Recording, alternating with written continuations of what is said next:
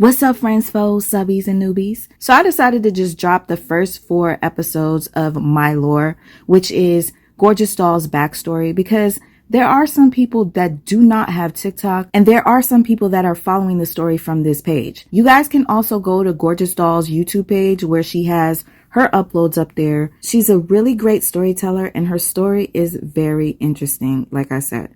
So check it out if you want to know more about Gorgeous Doll, and you guys be the judge. What do you think about her? My Lore Part 1. So my name is Gorgeous Doll. Some people call me Courtney. My family calls me Courtney. Everybody else calls me Gorgeous Doll. But I have a lot of people on my page right now just because a lot of people want to know about my weight loss. Also, just in general, like, girl, who the fuck are you? That bitch. I'm just kidding. But anyways, so we'll get into it. So pretty much when I was in high school, I looked like this.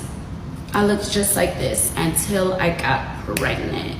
And pretty much I'm gonna start from there. So when I was in high school, I had a high school sweetheart, loved him to death.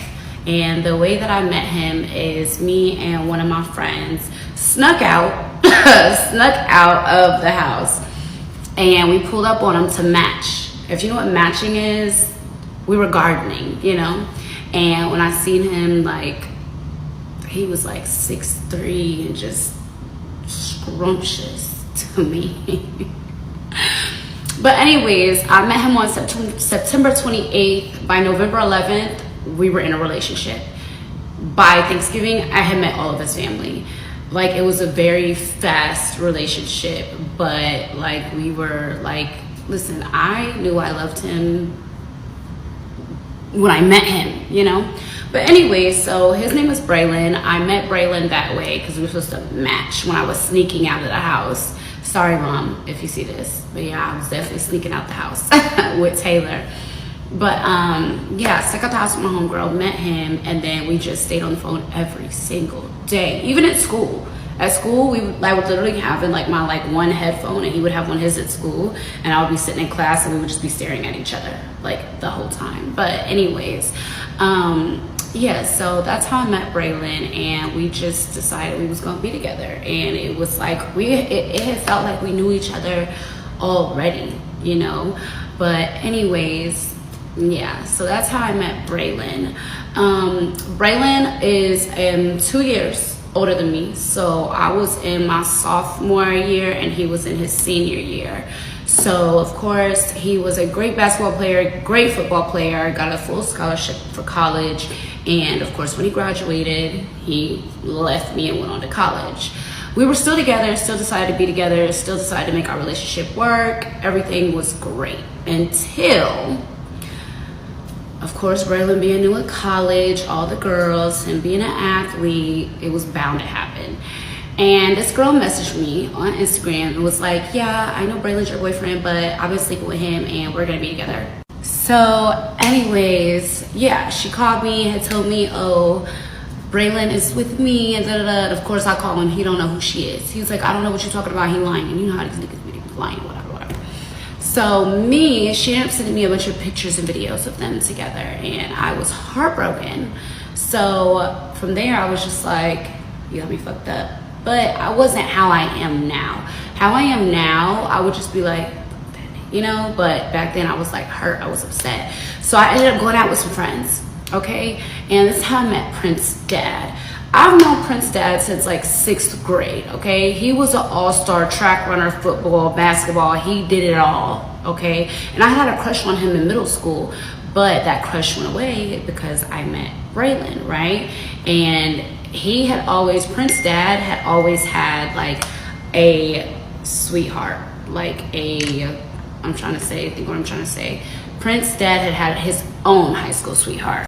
So long story short, he tells me, I don't know the girl, don't know nothing about the girl, okay, whatever. I look at the videos and he knew the girl. So I end up, you know, sneaking out like I was doing. And I ended up hitting up Prince's dad, like, hey, what are y'all doing tonight? Let's hang out.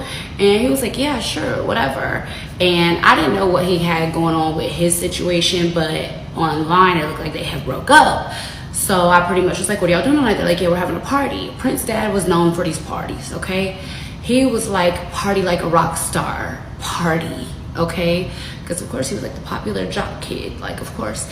So he pretty much was like, yeah, we're doing this, whatever, whatever. So I snuck out and ended up going to this party. Well, at this party, which was at one of his friends' apartments, right? So how it kind of was is like all the high school kids would know like that one college kid that had their own apartment, and they would let us like party there like every weekend, you know, they would always throw parties. So I pulled up, and when I pulled up, they were like, let's play liquor pong. I didn't even know what beer pong was, let alone liquor pong, but I was like, yes, let's play. I'm sad, I'm upset, let's play. Like, I'm just trying to, you know, like distract myself from how upset I am, you know? So pretty much from there, I had ended up going to the party, and when I got there, I played liquor pong with gin. Gin, pure straight gin, okay? I didn't last in this party for an hour. I literally was drunk. I remember being on the couch, passed out. And I remember Prince's dad being like, you're okay, are you okay? Come on, my friend has a room upstairs. You can go to sleep in there, whatever. He ended up putting me up there, and he pretty much, what I remember from that night is him bringing me McDonald's. I remember having like a sausage biscuit and a hash brown and a sweet tea, drunk out of my mind. And in between some of that, we slept together, okay? It was very, very immature, very like not mature of me, very blackout drunk of me, but I digress. So anyways, next day I woke up next to Prince's dad, and I'm like, where's my phone? Couldn't find my phone. Somebody stole my phone. So I'm tripping. Like, of course I know I'm in trouble when I get home. I know that it's gonna be that. So I stayed with his dad for like another 4 or 5 hours because I was scared to go home, and I couldn't find my phone. So we had been looking for my phone for hours. So Prince's dad was like, it's okay, I'm gonna get you a new phone. I'm gonna take you home. I'm gonna go get you a new phone, bring it back to you. I was like, okay. And that's exactly what he did. Took me home, pulled back up like an hour later, and brought me another phone. And I was like, period. But I didn't want to be with Prince's dad. I wanted Brillin. You get what I'm saying? So the night before I was posting out, whatever, but of course I have Brillin blocked. But it's like, you know what, you want to play those games, we're gonna play them games, okay? So from here, whatever, I didn't talk to Prince's dad no more, because the following week Brillin came home for spring break, and he came and found me. He came and found me, made me talk to him, and we ended up having a conversation. We ended up getting back together. Okay, cool. So me, I'm forgetting about that night. I'm forgetting about the gin liquor pong night. Okay, I'm going right back to what I'm used to, what I know, my relationship, calling it a day. So from here, about 3 months later, okay, my mom had already had me on the depot shot, and you know, every 3 months you have to get it refilled. Yeah, so I go to my mom's job, and I go to the women's part, and you know, they're doing like a little physical on me, and then this nurse comes in and she's like, do you want to call your mom? I'm like, why? She was like, we can't give you birth control today. I'm like, why? She's like, well, you're pregnant. I'm like, no, I'm not. No, I'm not. Like, no, I'm not. And she was like, yeah, you're pregnant. And I'm like, yeah, that's a lie. They tested me like 5 more times before I was like, okay, you can go get my mom. My mom came in there and she was like, Courtney. And mind you, at this point, I was like 17 and I'm at my mom's job. So she's like, you gotta come to mom's job, get pregnant. Mom's just like, Mom, I'm sorry. She's like, it's okay, we're gonna make it work. At this point, my mom she did not believe in abortion, okay? She just didn't believe in it, and that was my mama. But she was like, I got you, I'll make sure you're good, whatever. Her and my dad were very, like, they didn't agree on that situation. My dad was like, no. My mom was like, I don't believe in abortion, we're not an abortion family, whatever, whatever. I was like, okay, whatever, like, we're gonna do whatever, but you will help me. She was like, I got you. I'm like, okay, whatever. So when I went to the doctor, not only was I pregnant, I was 2 months pregnant. So me doing the math, I'm like, Mom, like, yeah, this is when Brillin came back home, but Mom, you know, when I snuck out the week before that, when I was playing liquor pong and I came home late, because at that point, like, my mom had only known me to be with Brillin. That was my love. That was who I was, you know, like, that's who I was with. Like, Brillin was the one that really showed not only me, but I have 2 sisters. So my mom has 3 girls. He was the one who kind of showed us like how to be treated. He always sent me flowers, even from college. Like he made sure to make sure I was loved. Mimi had part 2. My lore part 2. So at this point, I found out I was pregnant, and you know, I told my mom about the liquor pong day. And you know, when we started talking, she was like, "Oh, Brillin and you like so cute. Y'all been together for so long." I'm like, "Mom, you remember that night though? You remember that night though?" She's like, "Oh my God, Courtney." I still was in denial. Didn't think I was pregnant. She took me to Walmart and bought me 6 more pregnancy tests. I peed on all of them, and I was just in denial. Like I did not want to believe I was pregnant.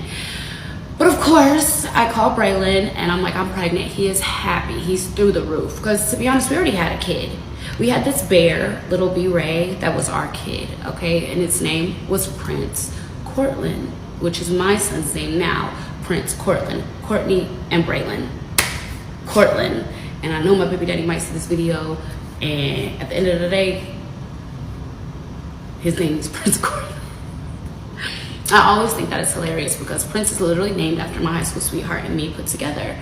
But anyways, so I called Brillin, he's happy, but I had already told him about, you know how when you're in high school, you get back together in a relationship, and what did you do while we wasn't together? Like we already had that conversation.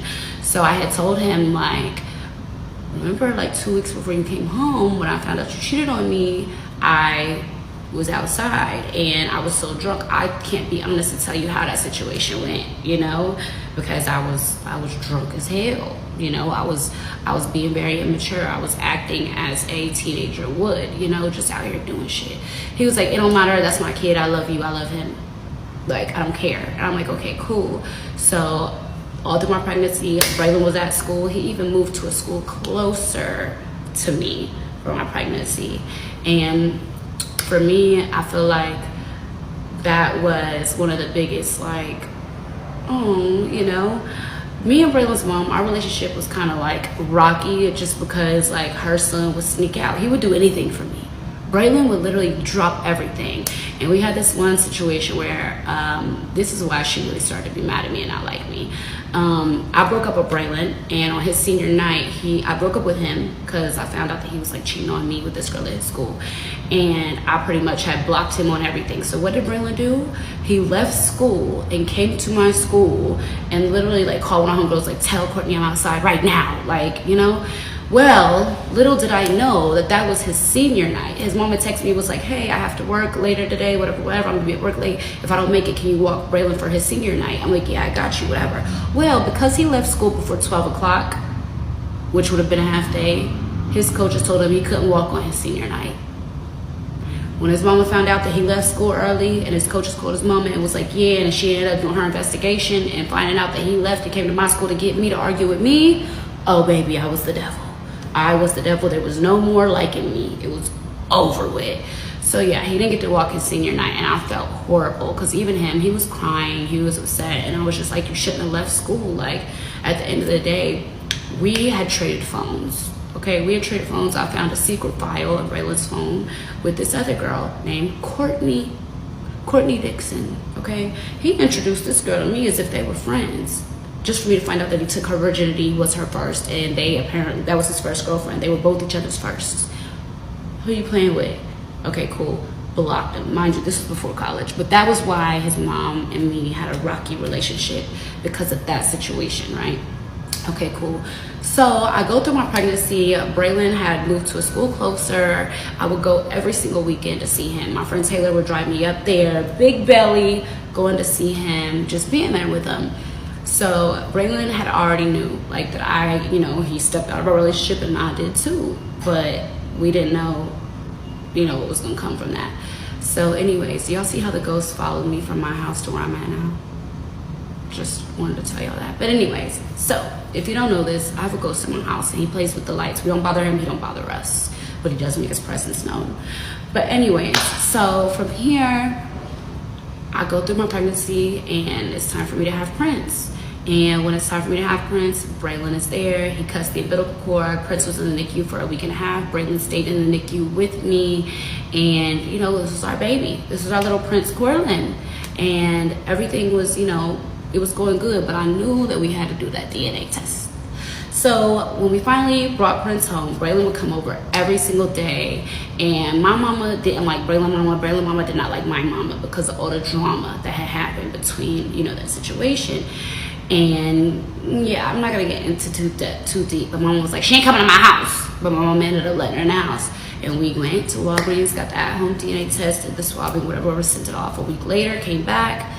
Prince isn't Brillin's. It was devastating to me, devastating, but it also was devastating to Brillin because he really wanted Prince.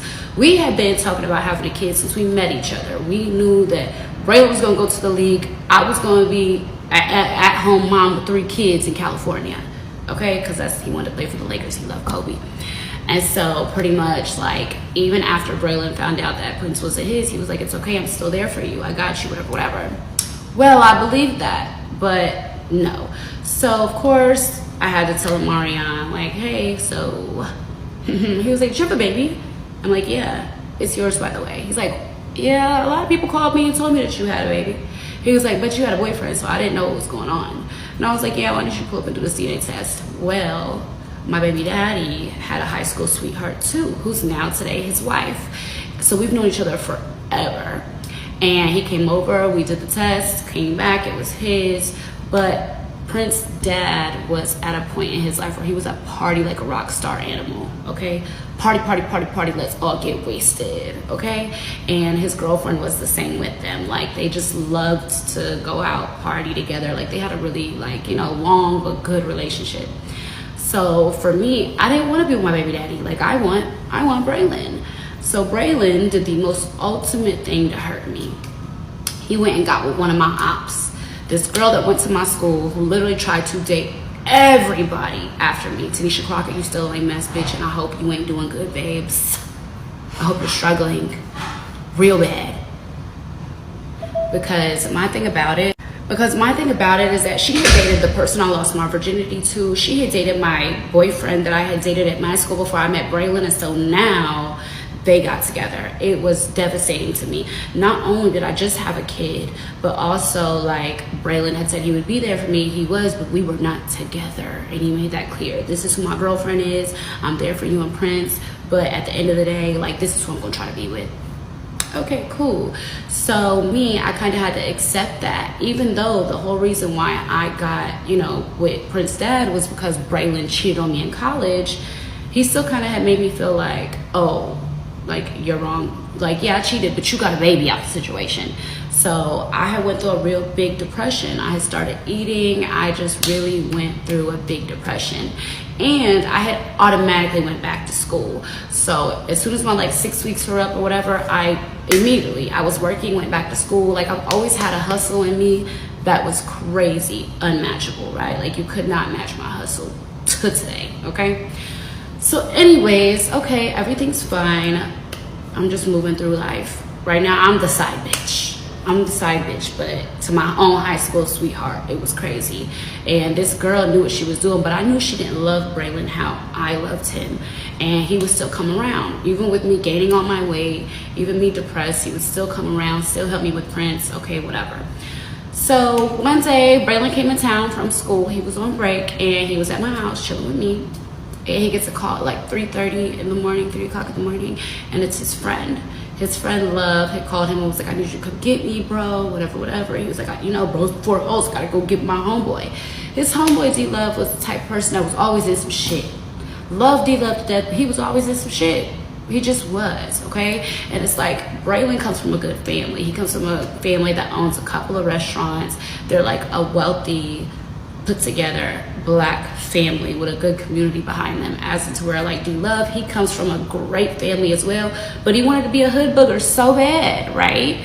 And so anyways, Brillin ends up leaving, and he stops answering his phone because I'm like, where are you at? Like, what the fuck is you doing? And every time they get together, they on some bullshit. Meet me at part 3. My lore part 3. So at this point, Brillin just left, and I'm calling his phone because where the fuck are you at? Why is you not answering the phone?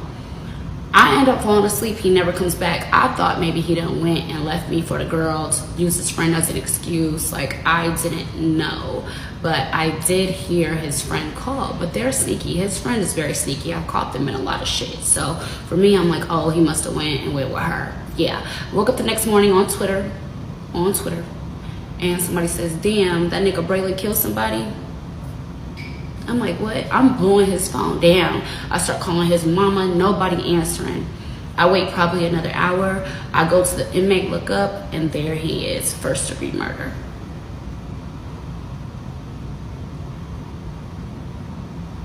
I was like, wait, what? So at this point, I see the mugshot and I'm looking on the news. I'm on the news trying to see what happened. And it's like 5 arrested in a home invasion and 1 person pronounced dead. What? And my thing is, like, anybody who knows Brillin knows that he is not that type of person. So I'm like, there has to be some type of misunderstanding, like, what is going on? So as I get on the phone with his mom, she confirms that he's in jail, and I'm just like, oh my God. Like, I was in shock, y'all. So from here, whatever, we wait till he gets his first court date, and I'm just like, what the fuck? What the fuck? Like, what did you go do? And of course, he can't really talk to me because he's on jail phones, and he's just like, I fucked up, but it's not even all me. Like, I didn't do what they're saying I did. I'm like, I know you did it because you was with me. Like, what is you saying, you know? So it's time for, like, he can do visitations, right? And for me, I get in my little beat up old Kia, put Prince in the back seat, and I pull up. When I pull up, his mom and his whole family pull up in his Escalade, all his family in it, but they got my op with them, the Tanisha bitch.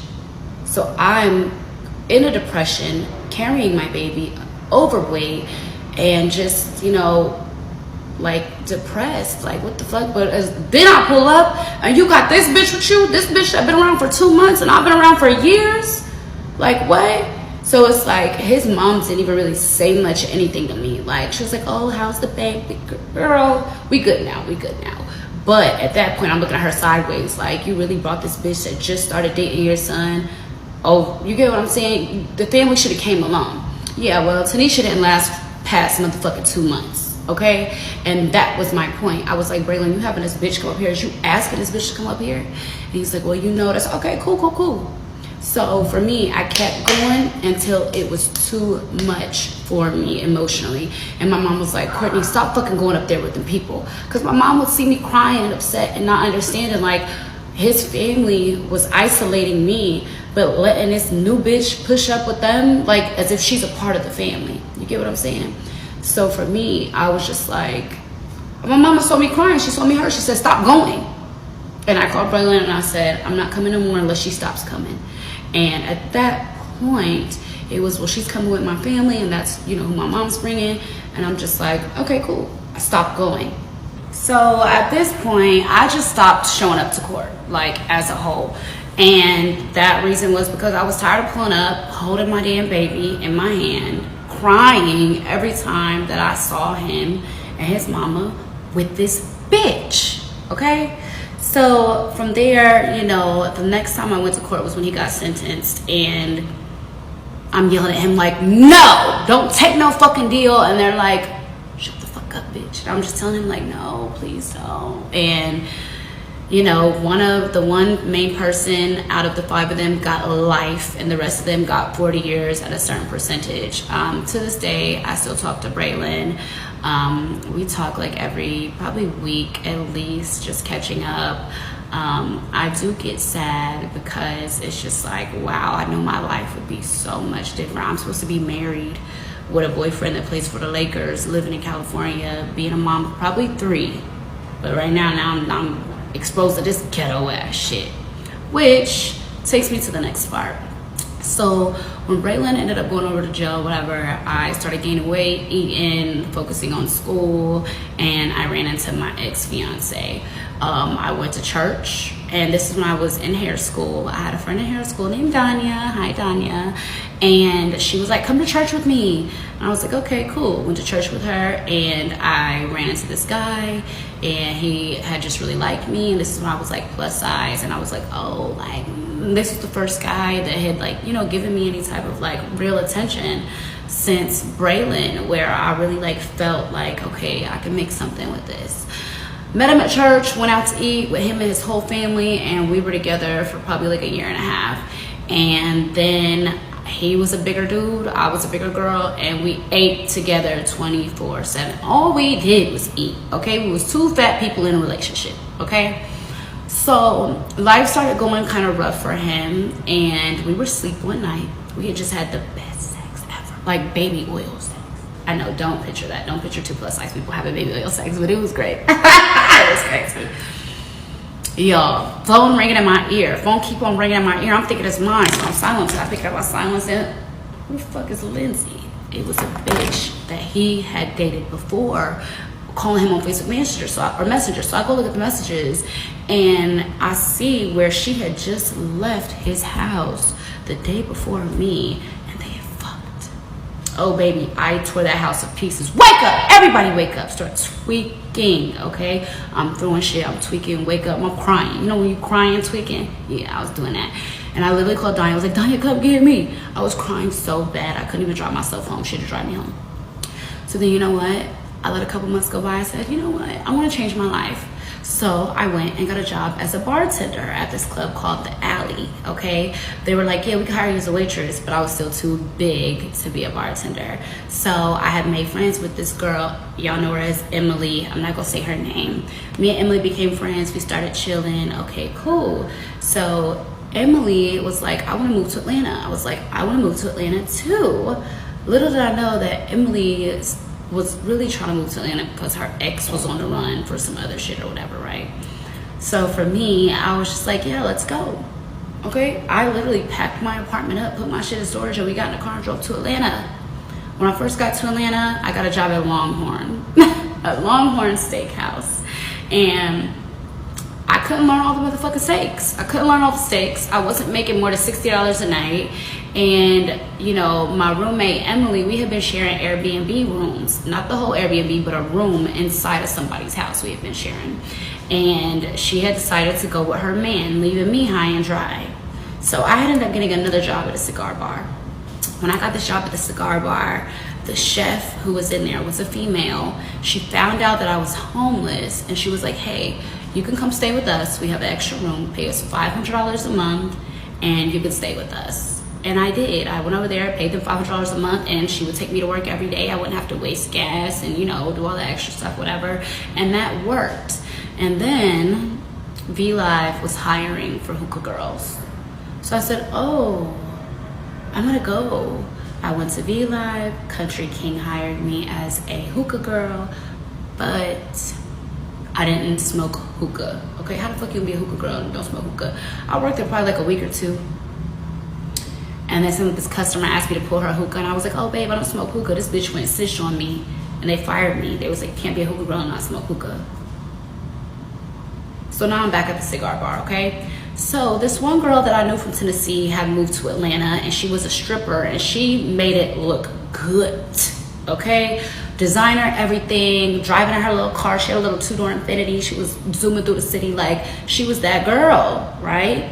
She was like, hey girl, you can come stay with me if you need to. You don't gotta pay anything, I got you. So I'm like, okay, cool.